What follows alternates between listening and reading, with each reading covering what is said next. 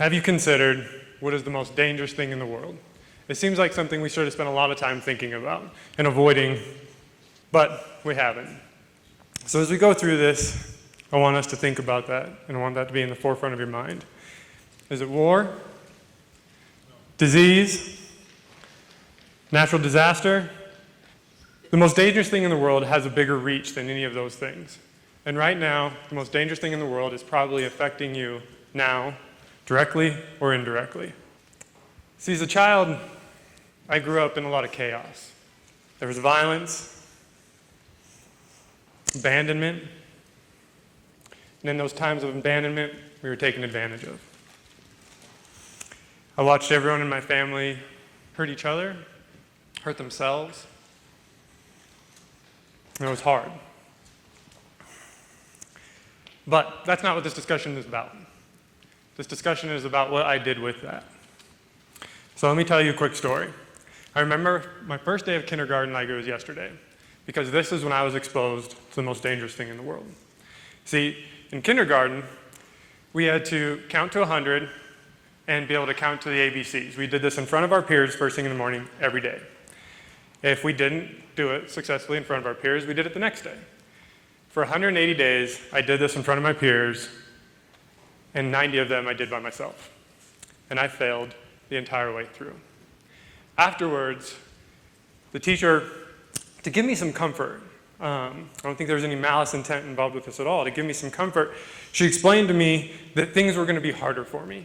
I was going to struggle with education. See, this type of childhood can cause learning disorders. And to be honest, I was relieved, okay? So I got to go to first grade.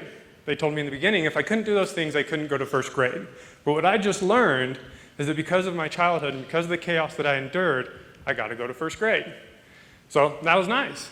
I was happy. See, at that time, I didn't realize that my childhood was chaos. I didn't realize that my childhood was anything different. It was just mine. So it was that time I was exposed to what I consider to be the most dangerous thing in the world. It was a good excuse. So this is when I developed an excuse for everything that I didn't do, everything that I failed at. My excuses became my identity. I really never reached for anything. I never tried to do my potential. I avoided failure at all costs. And because of my past and because of the trauma, people helped me develop those excuses. And I became very good at pitching and presenting my excuses because they got me out of things. I didn't have to be exposed to failure. But that doesn't sound like much of a life, does it? I was a quitter, a liar, a cheat, and you're right, it's not. So I dealt with that the way I learned how to deal with anything. I dealt with alcohol. I drank, and then soon that didn't become enough. I became bitter, I became angry, and my behavior reflected that. And it wasn't long before I found myself in jail, facing 23 years in prison. At the time, I developed a very good excuse. That's what I did. I told everybody I was an ordinary person in an unordinary situation. Most bought it. But if I'm being honest, I knew exactly the situations I was putting myself in. I knew exactly what I was doing. I wanted that chaos. It was familiar.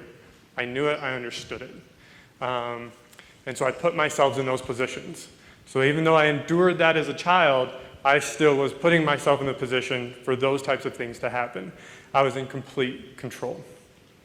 It wasn't long until I met somebody that made me wish I was different, made me wish I had more to offer, made me wish I wasn't who I was. But I had no clue where to start.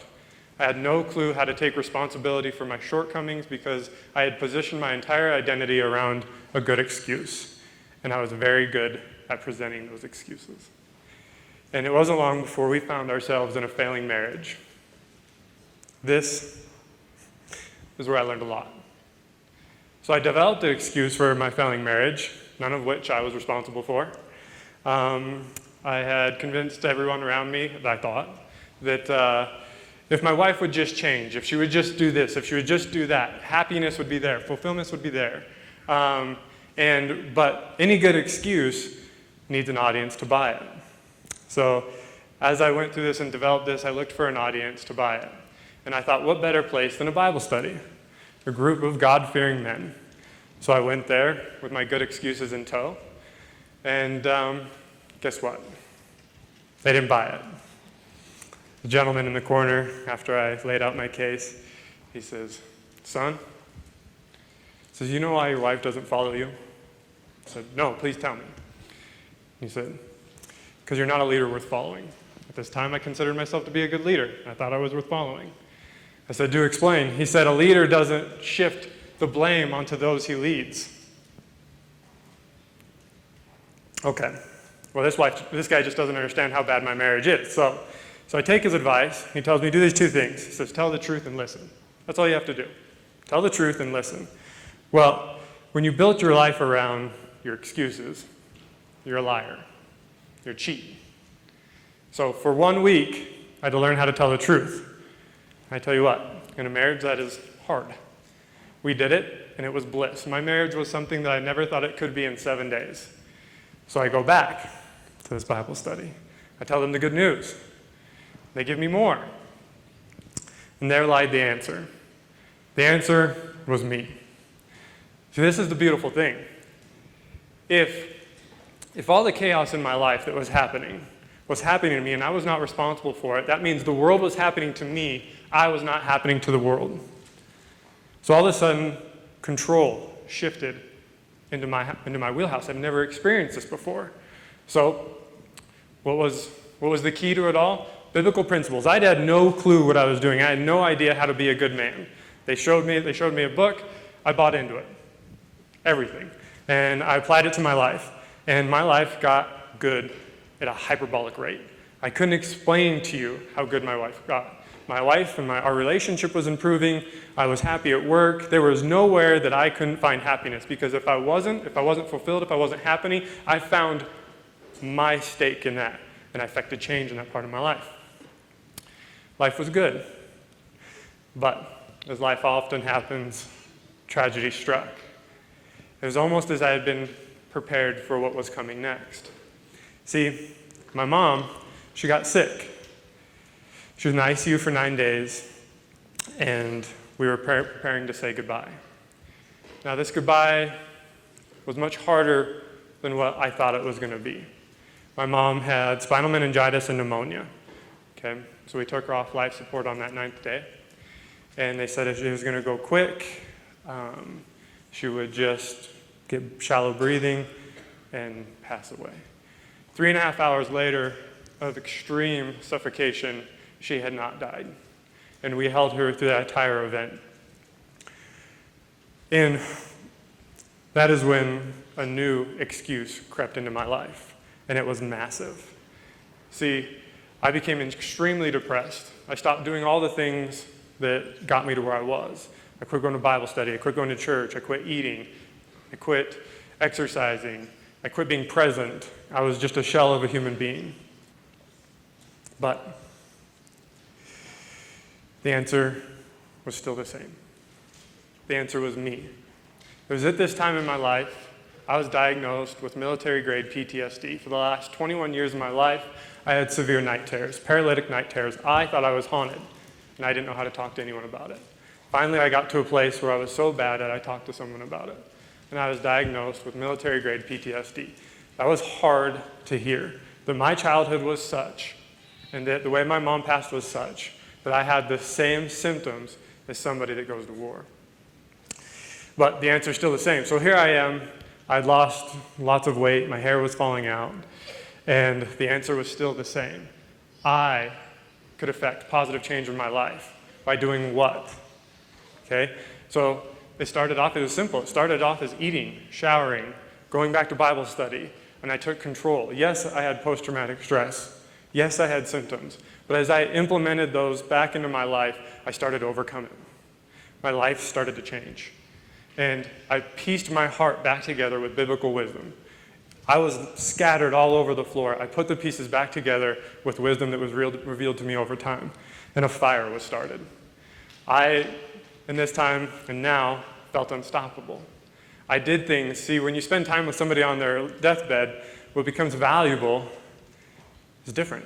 We didn't sit there and talk about my mom's nice truck. We didn't sit there and talk about her nice horse trailer, the places that she The things that she had purchased, the necklaces, the meals, none of that was important. We talked about her victories, we talked about her failures. Those were the things that we talked about in those moments. Everything of value laid on her bed.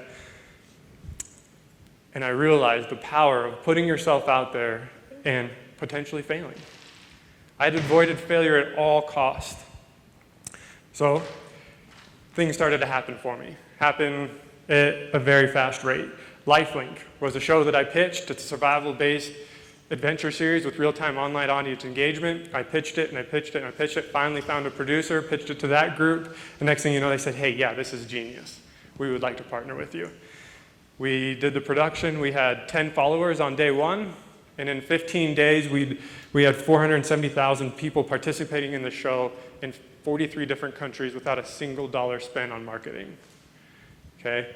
And every trial we had, I looked at what stake I had, what I had that could solve these problems. I didn't shift blame onto somebody in the group. Okay? And that's what made this successful.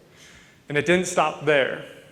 I took what we had learned from a group of us, I took what we had learned from the healing that I had from post-traumatic stress, and we developed a group. It's called Downrange Warriors.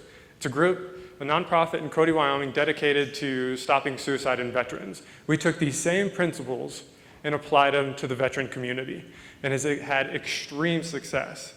So let's think about this just for a second. Okay? Normally, when I would reach chaos, I would find an excuse. I'd find someone to blame it on. But because of this time, I found solutions and I affected it in my life. Took those solutions and applied them to my life and affected positive change. The outflow of that was a group of men that took those same principles and applied them to a bigger group of men and affected positive change in their life. I never would have imagined that.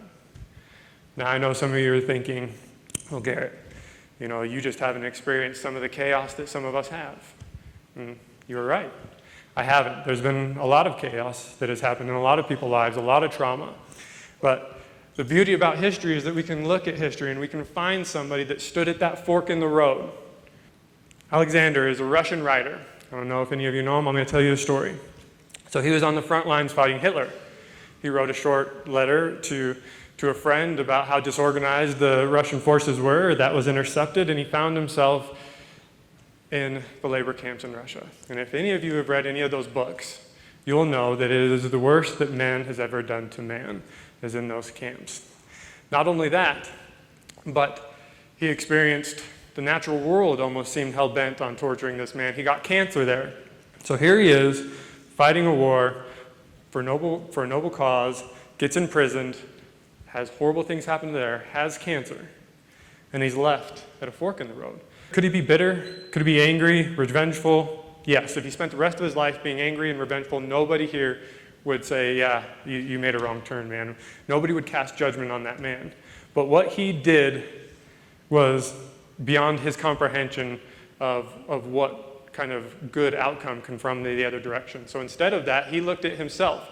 How did he wind up in that camp? What did he do to wind up in that camp? And he wrote a book, The Gulag Archipelago. Okay? If any of you know that book, look it up. You'll find that that book destroyed the intellectual argument for communism. And it did. So the outflow of him taking that turn was massive, beyond his comprehension. The good that flowed out of that was beyond what he knew could be good. So today I ask you to think again. If a good excuse is the most dangerous thing in the world, there's two sides. Okay? There's potential or a good excuse. Now, what side are you on? Is there things in your life where you develop a good excuse to not take that risk, not take that chance, not reach your potential? Or is somebody else developing a good excuse for you? Be aware of that. Thank you. God bless.